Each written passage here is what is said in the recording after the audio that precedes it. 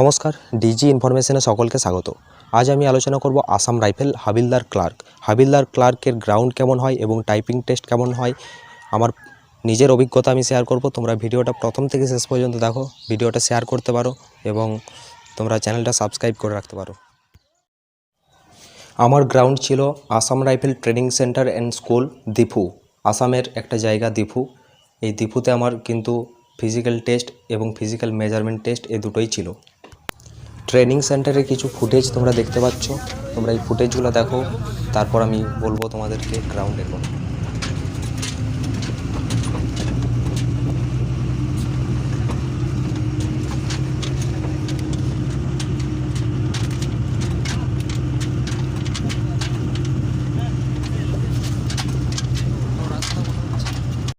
এরপর বলবো গ্রাউন্ডের কথা। দেখো, আমার পিএসটি এবং পিএমটি মানে ফিজিক্যাল স্ট্যান্ডার্ড টেস্ট এবং ফিজিক্যাল মেজারমেন্ট টেস্ট, এই দুটোর জন্য আমাকে Assam rifle training centre and school Diphu, মানে আসামের একটা জায়গা দিফু, সেই ট্রেনিং সেন্টারে কিন্তু আমাকে ডাকা হয়েছিল এবং সেখানে আমার পিএসটি এবং পিএমটি হয়েছিল। অ্যাডমিট কার্ডে ঠিক যেমনটা মেনশন করা থাকে 5 কিলোমিটার মাঠ তোমাদেরকে 24 মিনিটের মধ্যে করতে হবে, সেরকমই কিন্তু 5 কিলোমিটার মাঠ থাকে এবং 24 মিনিটের মধ্যে কমপ্লিট করতে পারলে তোমরা গ্রাউন্ডে পাস করে যাবে। গ্রাউন্ড ছিল একটু আপ ডাউন। দেখো, তোমরা যদি ঠিকঠাক প্র্যাকটিস করেছো তাহলে কিন্তু তোমরা খুব সহজেই মাঠ পাস করতে পারবে। 24 মিনিটের মধ্যে 5 কিলোমিটার গ্রাউন্ড তোমরা যদি করতে পারো তাহলে কিন্তু এখানেও 24 মিনিট বা 24 মিনিটের আগেই কিন্তু মাঠ করে দিতে পারবে। এরপর যেটা মোস্ট ইম্পর্ট্যান্ট সেটা হলো ডকুমেন্টস ভেরিফিকেশান। দেখো, ডকুমেন্টস ভেরিফিকেশান হয় যেদিন তোমরা ফিজিক্যাল টেস্টে সফল হবে সেই দিনেই, এবং তার পরের দিনে তোমাদেরকে ডাকা হবে টাইপিং টেস্টের জন্য। এবার বলবো টাইপিং টেস্ট কেমন হয়। দেখো, এটা খুবই গুরুত্বপূর্ণ। দেখো তোমাদের বলবো, তোমাদের যদি 10 মিনিটে 350 ওয়ার্ড টাইপ না করতে পারো, তোমাদের 35 ওয়ার্ড পার মিনিট যদি টাইপিং না হয়ে থাকে, তোমরা র্যালিতে অংশগ্রহণ করো না। কারণ হাবিলদার ক্লার্কের জন্য টাইপিংটাই খুবই গুরুত্বপূর্ণ। তোমরা টাইপিং ক্লিয়ার করতে পারলে কিন্তু পরীক্ষা খুব সহজেই পাস করে যাবে, সেহেতু টাইপিং খুবই গুরুত্বপূর্ণ।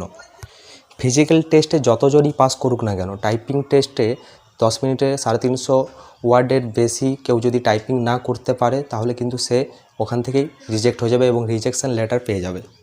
সুতরাং বলে রাখি, তোমরা মাঠ খুব সহজে পাস করতে পারবে এবং টাইপিং টেস্ট যদি 35 ওয়ার্ড পার মিনিট না হয় তাহলে কিন্তু তোমরা র্যালিতে অংশগ্রহণ করো না। 1 বছর প্র্যাকটিস করলেই কিন্তু 35 ওয়ার্ড পার মিনিট বা তার বেশি হয়ে যাবে, তখন তোমরা র্যালিতে অংশগ্রহণ করবে। তোমরা স্ক্রিনে দেখতে পাচ্ছ, এটা আমার রিজেকশন লেটার। টাইপিং টেস্ট আমি সফল হতে পারিনি, সেজন্য টাইপিং টেস্টের ওখান থেকেই আমাকে রিজেক্ট করে রিজেকশন লেটার দিয়ে দেওয়া হয়েছিল।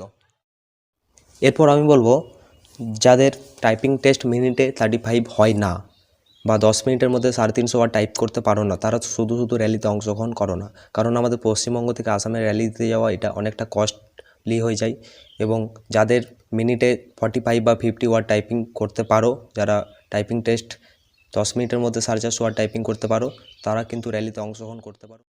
দেখো, আসাম রাইফেলের র্যালিতে কী কী ডকুমেন্টস লাগে সেগুলোর জন্য আমি একটা আলাদা ভিডিও বানিয়েছিলাম, তোমরা সেটা দেখতে পারো। আমি ডেসক্রিপশান বক্সে লিঙ্ক দিয়ে রাখছি, ওখানে গিয়ে দেখো এবং তোমরা এই ভিডিওটা শেয়ার করতে পারো, সাবস্ক্রাইব করতে পারো। ধন্যবাদ। জয় হিন্দ।